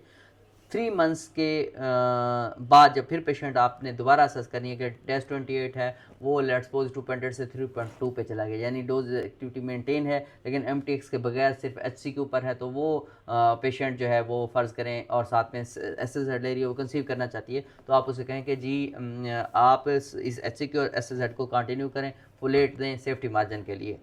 और आप फिर क्या करेंगे, को मैनेजमेंट है वो अपनी गायनोकोलॉजिस्ट को जो है वो विज़िट करेंगी और पेशेंट को जो है वो प्रेगनेंसी प्लान करे। प्रेगनेंसी हो गई, आफ्टर 6 मंथ आपने देखा 6 वीक प्रेग्नेंट पेशेंट है और उसका DAS28 फिर भी अगर वो मेंटेन मतलब लो रिमिशन में है, उसका DAS28 है 2.4, तो डिजीज़ तो इम्प्रूव हुई है, HCQ पर SSZ में डिजीज़ इम्प्रूव, तो कंटिन्यू कर सकते हैं। फिर उस पेशेंट को जो है मज़ीद आप जो है वो आपने उसको 28 वीक पर एनसेड्स अगर वो क्लियर हुए तो उसको बंद करते हैं। 28 वीक से बाद में उसे क्लियरली आपने कहना है कि आपने दर्दों वाली गोलियाँ, हैवी गोलियाँ वो समझ जाते हैं, एनसेड्स नहीं लेनी, आपने पैरास्टामोल आप ले सकती हैं। तो फिर पेशेंट की जो है वो अगर वो बेबी डिलीवर हो जाता है, डिलीवरी के बाद पेशेंट आए और वो ब्रेस्ट फीड कर रही है तो डिजीज़ फ्लेयर हो जाए, फिर आप डेस 28 देखें, अब डिजीज़ फ्लेयर हो गया, अब 5.4 पे चला गया, तो ब्रेस्ट फीडिंग सेफर ऑप्शंस फिर क्या है, फिर HCQ है और SSZ, उसको कंटिन्यू करें।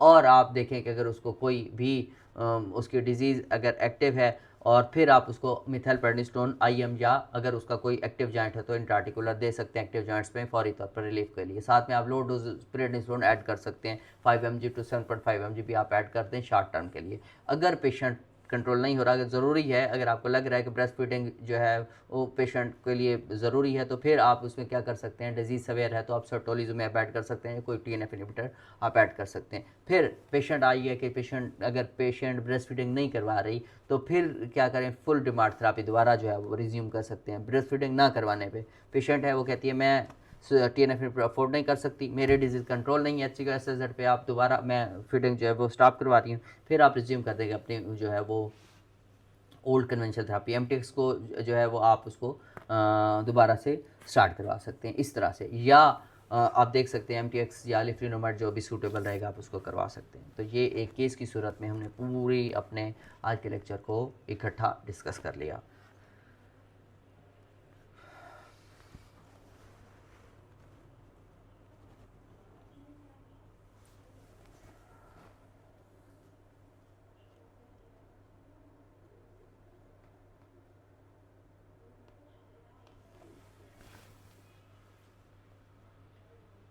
जी, आज के लेक्चर में अब हम पिटफॉल्स को हम जो है ना जल्दी से डिस्कस करते हैं। काउंट पिटफॉल्स जो है वो आर ए इन प्रेगनेंसी को और समराइज़ भी करते हैं। सबसे इम्पॉर्टेंट है कि जो है आर ए के पेशेंट्स हैं उनमें प्रेगनेंसी में तमाम ड्रग बंद कर देना, ये बहुत ही गलत है, ये कॉमन पिटफॉल है। HCQ और SSZ सेफ़ हैं और डिजीज़ कंट्रोल करती है, इसको कंटिन्यू रखें। दूसरा कॉमन पिटफॉल है MTX प्रेगनेंसी में कंटिन्यू रखना बगैर अवेयरनेस के, ये टेराटोजेनिक है, ये कैटास्ट्रॉफिक हो सकता है, तो आपने MTX को प्रेगनेंसी में नहीं रखना। लिफ्लिनोमाइड वाश आउट प्रोटोकॉल ना देना, ये भी एक बहुत बड़ा कॉमन पिटफॉल है। लाजमी तौर पर कोलेस्ट्रोल का वाश आउट दें और आप देखें कि फिर उसके बाद आपने ड्रग का लेवल चेक करना है और टू सेपरेट ओकेजन पे अगर वो 0.02 से भी कम है तो फिर आप प्रेगनेंसी प्लान कर सकते हैं। इसके अलावा पेशेंट में पोस्टमार्टम फ्लेयर के लिए पेशेंट को अवेयर ना उसको एजुकेट ना करना और पेशेंट को प्रिपेयर ना करना, ये भी है, ये भी एक कॉमन पिटफॉल है। और पेशेंट जो है डिलीवरी के बाद बग़ैर कोई मेडिसिन लिए महीने जो है वो गुजार दें और सवेयर किस्म का फ्लेयर आ जाए। इसके अलावा आप कह सकते हैं कि एक और कॉमन पिटफॉल है TNF इनहिबिटर एक्सपोज जो न्यूनेट्स हैं उनको at the time of birth live vaccines के बारे में जो उनके न्यूनेटोलॉजिस्ट हैं उसको अवेयर ना करना, ये भी लाइव वैक्सीन्स जो है वो अवॉइड करें, ये भी कॉमन पिटफॉल है जब तक ड्रग का लेवल जो है वो अनडिटेक्टेबल ना हो जाए। इसके अलावा सर्टोलिजुमैब के जो यूनिक आप कह सकते हैं एडवांटेजेस हैं वो भी जो है आप उनके बारे में डिस्कस कर सकते हैं।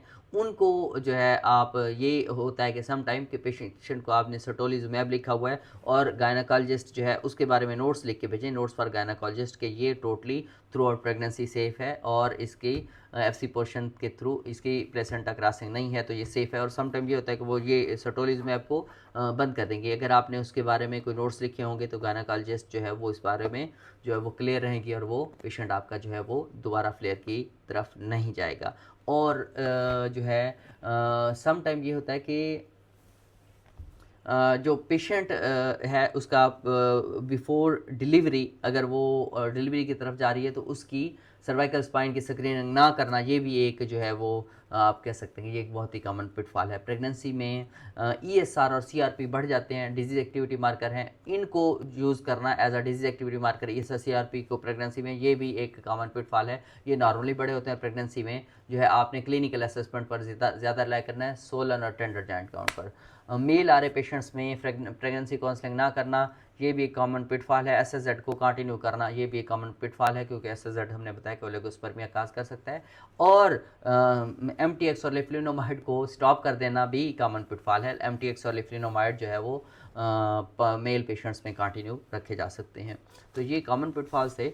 अब हम एक एंड पे दोबारा मैं आपको एक बार समरी बता देता हूँ, ताकि आपको जो है ना सारा पूरा लेक्चर जो है वो ज़हन नशीन हो जाए। और मैं बार बार चीज़ों को रिपीट इसलिए कर रहा होता हूँ कि आपको लेक्चर सुनने से ही आपको लेक्चर प्रिपेयर हो जाए। ऐसा ना हो कि मैं बहुत ही जल्दी और तेज़ी में आपको पॉइंट बताता जाऊँ और लेक्चर सुनने के बाद आपको लगे कि मुझे तो कुछ भी याद नहीं है। बार बार मैं उनको समराइज़ करता हूँ, बार बार रिपीट करता हूँ, ताकि आप जो लेक्चर सुने वो आपको आपके लिए हेल्पफुल रहे इन योर क्लिनिकल प्रैक्टिस और एग्जामिनेशन पॉइंट ऑफ व्यू से। तो समरी आज की ये है कि RA मैनेजमेंट इन प्रेगनेंसी, यूएलआर की और ACR की रिकमेंडेशंस एक एविडेंस बेस्ड जो है अप्रोच वो क्या होती है, जिसमें हमने बताया यूएलआर की 22 के प्रेगनेंसी रिकमेंडेशंस, उसके मुताबिक ड्रग की सेफ्टी को क्लियरली हमने आज समझा है। किस तरह से HCQ जो है वो सबसे ज़्यादा सेफ RA ड्रग है और प्रेगनेंसी और ब्रेस्ट फीडिंग दोनों में जारी रहनी चाहिए। HCQ का मैंने बेनिफिट बताए हैं, ना सिर्फ RA में, APS में भी बेनिफिट दे सकती है, शॉगरन में भी, एंटीबॉडी में भी जो है फेवर दे सकती है to prevent neonatal heart block, और APS में भी फेवर दे सकती है, कंटिन्यू की जा सकती है लोपेरान के साथ। MTX और लेफ्लिनोमाइड जो है एब्सोल्युटली कंट्राइंडिकेटेड है और आपने प्री कंसेप्शन में ही इनको बंद कर देना है। सल्फासालाजीन जो है SSZ, उसको आपने फोलेट के साथ उसको कंटिन्यू किया जा सकता है। इसके बाद हमने कहा जी सोटोलिजुमैब जो है वो सेफेस्ट बायोलॉजिक है और पूरी प्रेगनेंसी में कंटिन्यू की जा सकती है। लेकिन TNF इनहिबिटर सारे सेफ हैं, थ्रू आउट प्रेगनेंसी दिए जा सकते हैं। लेकिन आप जब बेबी डिलीवर होगा तो अगर सोटोलिजुमैब के अलावा कोई TNF इनहिबिटर दिया जा रहा होगा, उसका एक्सपोजर होगा, तो फिर आप क्या करेंगे, लाइव वैक्सीन नहीं देंगे। नॉन सोटोलिजुमैब जो TNF इनहिबिटर हैं उनको नॉर्मली आप वैसे 20 हमने जब जो एग्जामिनेशन पॉइंट ऑफ व्यू में 28 से 30 वीक पर आपने जो है नॉन सोटोलिजुमैब TNF इनहिबिटर हैं उनको आपने बंद कर देना है।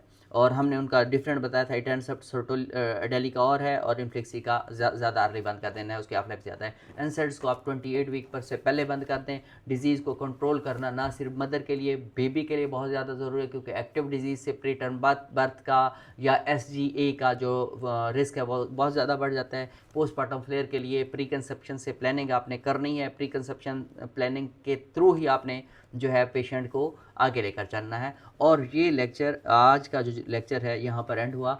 और ये ना सिर्फ आप फिजिशियंस, रोमेटोलॉजिस्ट के लिए, बल्कि गायनेकोलॉजिस्ट के लिए मैंने कहा बहुत ज़्यादा इंपॉर्टेंट है। और इस तरह से आपके जो पेशेंट जो बहुत अच्छे मैनेज हो रहे होते हैं और वो जाके प्रेगनेंसी और पोस्टमार्टम पीरियड में बहुत ज़्यादा फ्लेयर के साथ आते हैं और आप कहते हैं कि मेरी सारी मेहनत जो है वो ज़ाय हो गई, तो आज का लेक्चर अगर आपने सुना है और इस तरीके से आप मैनेज करेंगे तो आप बहुत अच्छे तरीके से प्रेगनेंसी में RA को मैनेज कर सकेंगे। आज का लेक्चर आपकी क्लिनिकल प्रैक्टिस में और एग्जामिनेशन पॉइंट ऑफ व्यू से बहुत ज़्यादा हेल्पफुल रहेगा। अगले लेक्चर में हम मज़ीद जो है RA से रिलेटेड जो है वो डिस्कशंस करेंगे। दुआ में याद रखिए। Thank you so much.